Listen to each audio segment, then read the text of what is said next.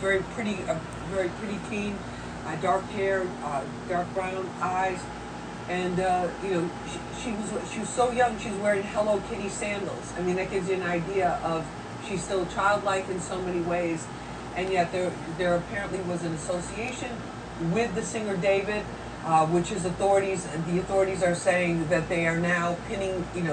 That he's cooperating with them. But how far that cooperation is going to go as more forensic evidence becomes available, because it's not clear yet how decomposed the remains were, if there's any way to determine if there was, what the cause of death was. So that's what we're trying to find out, and we're looking into the story for the Fox 5 News at 5. But pretty shocking, because here's a kid from Queens. Basically, he was a teenager playing video games at his home in Queens. They found that girl's head and torso. An international sensation on the streaming in this kid's Tesla. Because of his video This underage girl. Also on TikTok, he did the theme song for Locked and Loaded on Fortnite. Very popular.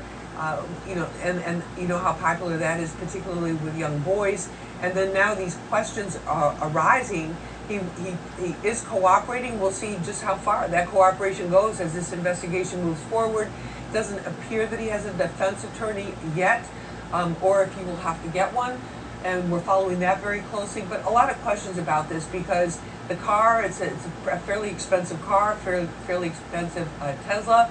It's left there. And remember also too, because it's a Tesla, there will be a lot of evidence that they can tell in terms of tracking, in terms of the navigational system.